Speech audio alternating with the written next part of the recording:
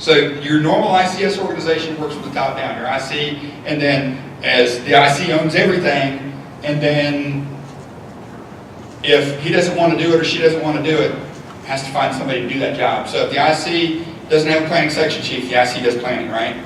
Unless they assign that position. Well, operations is a little different. Operations grows a little more organically. Think operations, well, let's think of it this way. So we have one of our deckhands who's walking on the, doing his rounds. He walks up and sees a valve that's leaking, dripping a little oil into the deck. Not a whole lot, just a couple drips. Obviously, that's something that needs to be taken care of because we don't want any oil to go into water. We don't want to create a sheen, right? Because then that's called the NRC and all those other things, right? Even for a problem. So he turns the valve. So what is that deckhand at this point in the ICS organization? He's everything, right? He's the IC, he's operations, he's source control, if you want to think of it that way, is having a subset of operations. So he's turned the valve, he's secured the source. He says, I better clean that up. What was he? He was the planning section chief, right? Because how am I going to clean that up? Well, I want to get a pad. So I'm really the planning guy to figure out how I'm going to go clean that up. So now he goes to wherever the pads are and gets the pad. What is he? Logistics, right? Logistics section chief. Wipes it up, back in operations, throws it away properly, back in operations. That was all the ICS organization. That was everything, right? One guy. So let's say the same scenario, the valve's open a little wider, a lot of oil is gushing out. Still turns the valve, but it's more than I can handle. So I'm going to get 5 of my buddies to come help me. Well, still more than 5, I'm going to get 7 of my buddies to help me. So in ICS, there's this thing called span of control. What's the ideal? Anybody remember what ideal span of control is? For every one supervisor we have, how many people that report directly to us? What's the sweet spot? 5. You can have as few as 3, as many as 7. If you have fewer than 3, you probably don't need the organization that you have. If you have more than 7, you probably need a layer of organization. That's ICS pure. It's not really reality sometimes. But so if we've exceeded 7 people, we need to add a layer of organization. So from those single resources, now I've added a layer of organization. That next layer of organization is called a strike team or a task force. A strike team, just think of same type, strike team, ST, same types of resources doing the same job. So it would be like 3 vacuum trucks doing the same job. Task forces are dissimilar resources, boats, boom, and a skimmer doing a job, a single task. That's a strike team, or that's a task force, excuse me. Strike team, think 3 vacuum trucks doing the same job. Task force, dissimilar resources. So I've exceeded my span of control in strike teams and task forces. The next layer up would be divisions groups. I exceed my span of control in division groups, my next layer up is branch. I exceed my span of control in branch, it's time to go home because it's gotten too big. No, but then you just add things, you do whatever you need to do. It becomes substandard ICS at that point.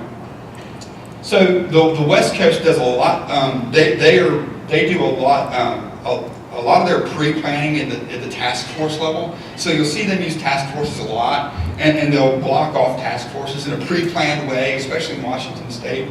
And if you had multiple contractors, they would say, I've got 1 through 20, I've got 20 through, or 21 through 40, whatever the case may be. Here in the Gulf of Mexico, we don't really do it that way. We generally start at the division group level. Now, does anybody remember what the main difference between a division and a group is? Divisions are based on real estate, right? The geography. It's all geography based.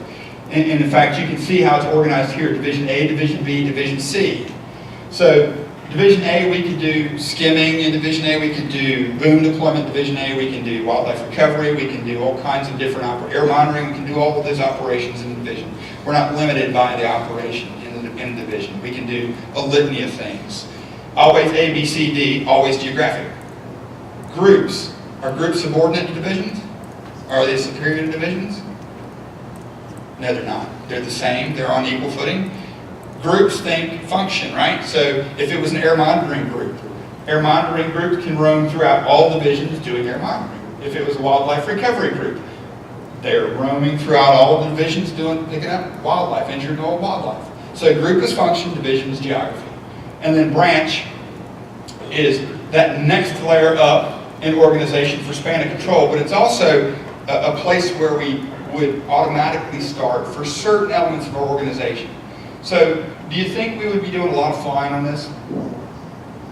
Do you think that the Coast Guard would most likely shut the waterway down, right? Both the intercoastal waterway and also the coming in and out of Galveston. So how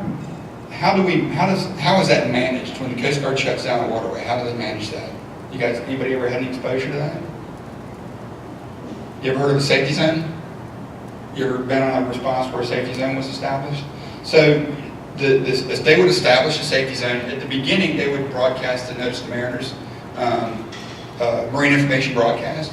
That has no enforcement capacity, that's just information bulletin, basically. Hey, this is going on, you probably need to stay clear. Well, if it gets to the point where they're shutting things down, then that becomes enforceable. For it to become enforceable, they have to send resources out to actually enforce that. So small boats, cutters, things like that. So the Coast Guard presence will be there. If they're going to do that, it's probably a significant enough incident where we're going to have to also restrict airspace. So to restrict airspace, they would work with the FAA, the Coast Guard would work directly with the FAA to establish, and we would do that in this case, temporary flight restrictions, notice to airmen. And that would probably just manage from Shoals Field. But that would facilitate also us to have a robust air operations. What that is called in the ICS organization, what it's deferred to when it's that robust, because we're going to have a lot of helicopters out doing observations. We're going to have a lot of helicopters helping NRC locate and get in the heaviest areas of oil for recovery and also get out ahead of the oil for protection. We're also going to need to provide potentially media platform. The governor may want to fly. Who knows who would want to go up. So we need to be prepared for all those things. We would establish an air operations branch. We would get somebody who's an Airedale type to be the branch director to help with deconflictions and be able to report cogently to Unified Command on the air operations. And that would be in the branch, in a branch setting. The other element, we would have 2 additional branches in this case for our salvage folks. So we have 2 different salvers. We would name the salvage branch by the vessel number. So it would be, and I can't remember, I'm sorry, I can't remember the names of the vessels. But it would be, vessel A salvage branch, vessel B salvage branch. And it would be one of either an engineer or the salvage master for the salvage company who would be those branch directors. You don't want me trying to directly manage salvage. That's not my thing. My thing is an oil spill. But we have those experts here who can speak clearly to Unified Command and also to the client on exactly what needs to take place to mitigate whatever the situation is with the salvage of the vessels. So we would establish those organizational elements as well. What other elements do you think we would have for something like this? So we've got some divisions set up. We may subdivide those divisions moving forward, especially based on their trajectories. In fact, we may actually want to look at breaking up Division B now for the next operational period, because that's a pretty good chunk of real estate from where the incident occurred to where those shoreline impacts are taking place on the northern point of land over there across the bay. A lot of real estate. So we may actually want to have B broken up into separate divisions because of the geography. Obviously, we would need to establish some staging areas on that side so we can get to that area of impact a little quicker than driving across the bay via boat or transiting across the bay via the small boats. You can see over here, draw your attention, it's on there as well. It's probably easier to see here. We have 2 locations. So these are the vessels where they're currently moored. That's where the incident took place. These 2 locations here are staging areas that have been established already where NRC is having equipment mobilized and demobilized from and demobilized to. In addition to those locations, we have medical aid stations. That's the other little thing that's identified on the map, medical aid stations that are identified there. So, excuse me.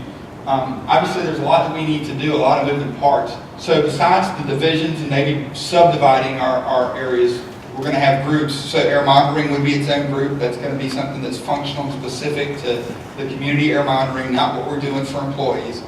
Do you think that belongs to safety, or is that an operational element when we're doing community air monitoring? Or even, what if we had to do emergency services? What if this was a situation where we had a fire and we had to do firefighting operations and not only out on the vessels, but maybe next to the shoreline, plus ambulance services and things like that for people who are impacted. Would that be an operational element or a safety element? So when you're thinking safety inside the ICS organization, safety is first and foremost the safety of the responders. So it's our organization is who that safety person is responsible for. It doesn't mean they're not going to be engaged with the other operations, like the air operations section, or the ambulance services, or the firefighting services. They're going to have a say in that because they're safety people. That's what they do for a living. But those elements are operational in form and function, so they actually belong to operations because it's a tactical thing that we're carrying out. So we would need to have a firefighting group, or an ambulance group, a medical transport group, whatever the case may be, whatever makes the most sense. Those things would be functional in element. We would have them either established as a group or potentially as a strike team or a task force if we had multiple ambulances and we transport people back and forth.